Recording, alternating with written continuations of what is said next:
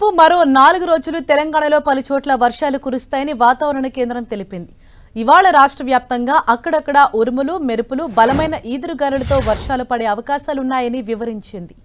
ఆదిలాబాద్, ఆసిఫాబాద్, మంచిర్యాల, నిర్మల్, నిజామాబాద్, జగిత్యాల, రాజన్న సిరిసిల్ల, కరీంనగర్, పెద్దపల్లి, భూపాలపల్లి, ములుగు, కొత్తగూడెం, ఖమ్మం, వికారాబాద్, సంగారెడ్డి, మెదక్, కామారెడ్డి జిల్లాలో అక్కడక్కడ భారీ వర్షాలు కురిసే అవకాశాలున్నాయని తెలిపింది. ఈ 17 జిల్లాలకు వాతావరణ కేంద్రం ఎల్లో అలర్ట్ జారీ చేసింది. గంటకు 30 నుంచి 40 కిలోమీటర్ల వేగంతో ఈదురుగాలులు వీస్తాయని తెలిపింది.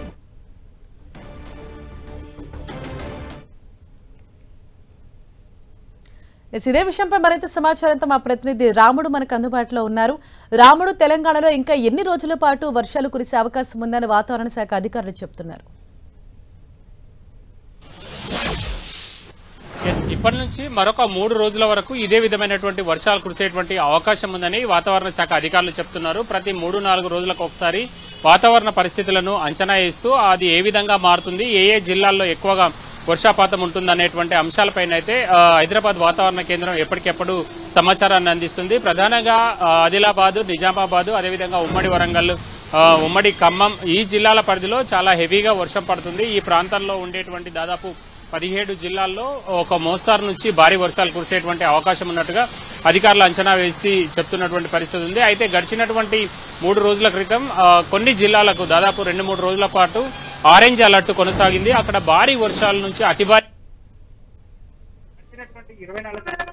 6 నుంచి 7 సెంటీమీటర్లు 8 సెంటీమీటర్ల లోపు మాత్రమే తెలంగాణ రాష్ట్రంలో 8 సెంటీమీటర్ల లోపు మాత్రమే తెలంగాణ రాష్ట్రంలో వర్షపాతం నమోదైంది. ఇక గ్రేటర్ పరిధిలో కూడా నిన్న నుంచి జల్లులు పడుతూనే ఉన్నాయి. నిన్న ప్రాంతాల్లో జల్లులు అదే విధంగా కంటిన్యూ అవుతున్నటువంటి పరిస్థితి ఉంది. ఇక్కడ కూడా 2 నుంచి 3 సెంటీమీటర్ల వర్షపాతం నమోదైంది. ఈ రోజు ఉదయం 8:30 గంటల వరకు 2 నుంచి 3 సెంటీమీటర్ల వర్షపాతం మాత్రమే గ్రేటర్ హైదరాబాద్ పరిధిలో నమోదైనటువంటి పరిస్థితి ఉంది. ఇక ఇప్పుడు కూడా వర్షం జోరున పడుతుంది. కొన్ని ప్రాంతాల్లో ముసురు పడుతుండగా మరికొన్ని ప్రాంతాల్లో భారీగా వర్షం కురుస్తున్నటువంటి పరిస్థితి ఉంది. ప్రధానంగా ఎక్కడైతే ఎక్కువగా లోతట్టు ప్రాంతం ఉంటాయో ఆ ప్రాంతాల్లో కొంచెం హెవీగా వర్షం కురిసినటువంటి ప్రాంతాల్లో రోడ్లపైన వరద నీరు రావడం కారణంగా ట్రాఫిక్ కొంత స్లోగా మూవ్ అవుతుంది. మరికొన్ని ప్రాంతాల్లో అయితే నార్మల్ గా ట్రాఫిక్ వెళ్తున్నటువంటి పరిస్థితి ఉంది. ప్రధానంగా ఉదయం నుంచి ముసురు అదే విధంగా పడుతుండటంతో చాలా మంది బయటికి రానటువంటి పరిస్థితి. కేవలం తప్పనిసరిగా ఉద్యోగాలకు వెళ్లాల్సినటువంటి వాళ్ళు మాత్రం, అదేవిధంగా పాఠశాలకు వెళ్లాల్సినటువంటి విద్యార్థులు, కాలేజీలకు వెళ్లాల్సినటువంటి స్టూడెంట్స్ మాత్రమే వాళ్ళు బయటకు వచ్చారు.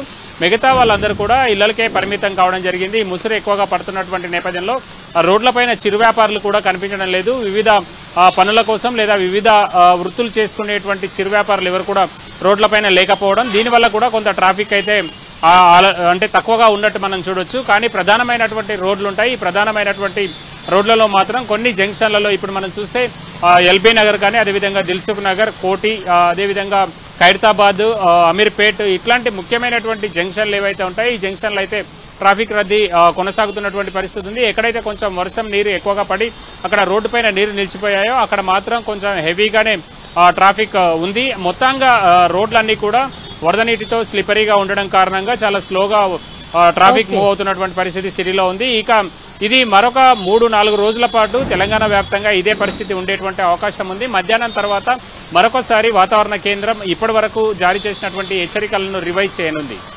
థ్యాంక్ యూ రాముడు.